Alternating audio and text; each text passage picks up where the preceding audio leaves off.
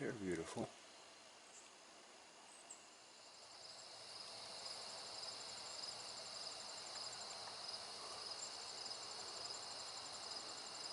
September 30th, 2020.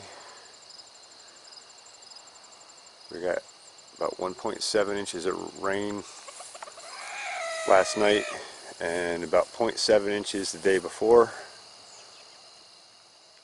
I'm getting ready to come out here and do an inoculation and a nutritional drench.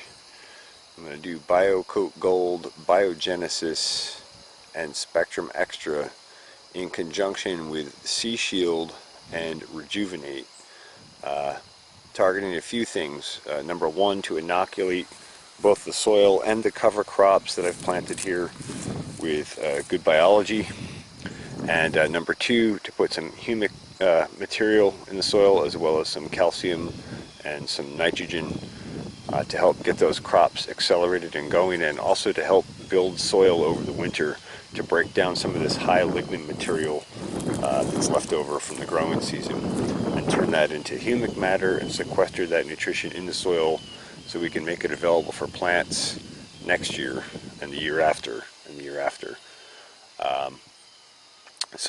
To that end, this whole upper block here, from where the corn is there all the way on the left, all the way up to the top where the potatoes are, just shy of the barn there, is 45 feet wide, and it's 100 feet long here.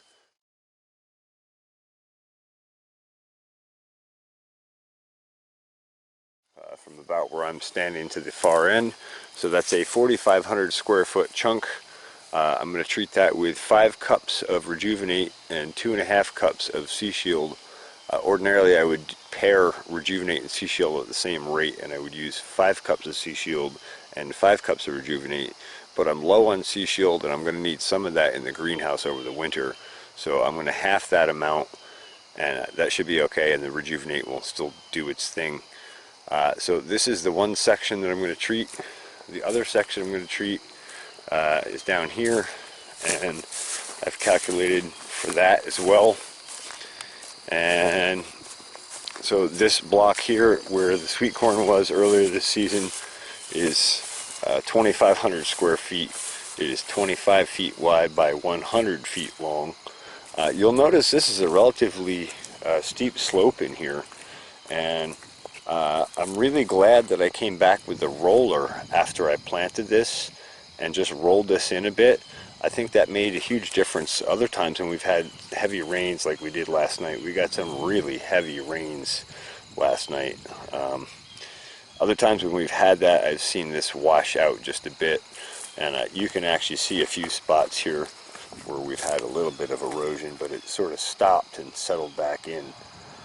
So I'm really glad I rolled that. I think that helped keep the soil in place nice and keep the seed packed and pressed in after this nice heavy rain and inoculants and drenches. This stuff should take off, and these cover crops should just blow up and go green in the next month or so, I would think.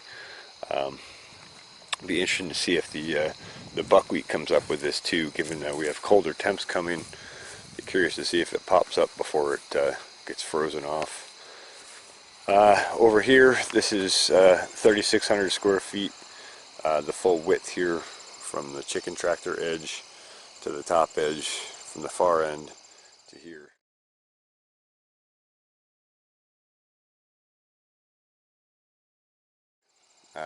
This is planted in rye in the upper half. The lower half is not planted into any cover crops right now, but there was garlic in there last year and over the summer, and it has not been tilled or extracted or taken out, so that may resprout. So that's part of why I'm not planting a cover crop in there. And I'm also in the process of chicken tractoring it. Kind of pointless to put seed down and then just let the chickens eat it if you're trying to actually use it as a cover crop. So anyway, so this will receive what was it, 12 cups of Rejuvanate, I think. 12 cups of Rejuvanate and 6 cups of Seashield. But that's this block here, the 3,600 square foot, and the 2,500 square foot block here where the sweet corn was. So that's why these two barrels are here. One here is 55 gallons and the one up by the upper block is 55 gallons. I'll put the inoculants and the nutritional supplements into that, blend that up with the foliar pump, and just go out with the hose and spray it on as evenly as I can spray it on. And that's really all there is to it. It's down and ready to do its thing. I'll be doing that probably in another hour or two as the dew fall sets in here and things moisten up a bit so that biology isn't exposed to sunlight, and so it has a chance to get active and kind of take hold in the soil and get down into the soil and the seed. Fortunately, we had good rain, so we have good moist soil that will help foster that biology. We're always looking to provide a good environment for the biology that we're applying. We don't want to put it on and have it die. We want to put it on and have it thrive and take advantage of those colony forming units and make a whole lot more of it, whether it's bacteria or fungi or whatever we're trying to propagate. But we have to remember that biology is sort of the interface between plants and soil. It's a really critical component. Alright, I think that pretty much covers everything I wanted to talk about on that. And we'll just take a little walk down these sunflowers and look at the pollinators in them, because they're so beautiful in the sunlight. And many of these are starting to go by from flower, so it looks like it's time to get out here and capture some of these for seed and save some seed for next year. I'm going to grow a whole lot more sunflowers next year. They're excellent for the honeybees, and they're beautiful, and they're excellent soil builders, and they're a great food source too. So.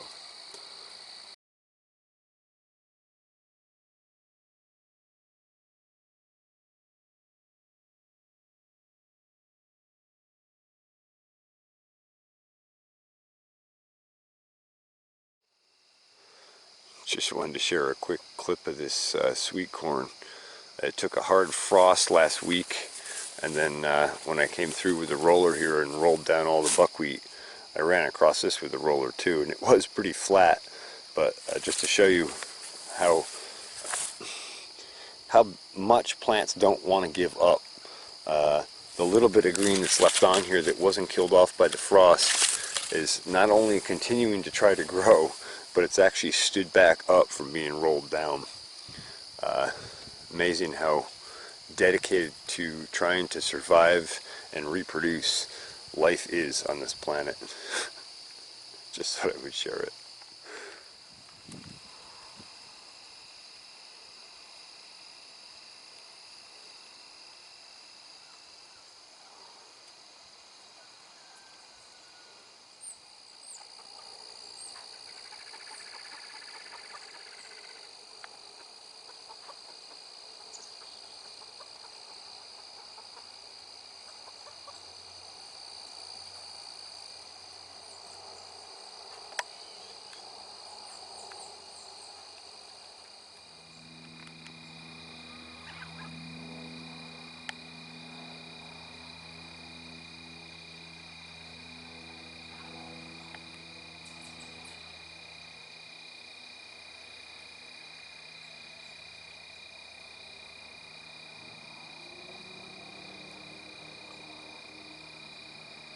Thanks for watching the Farmacy Seeds Network.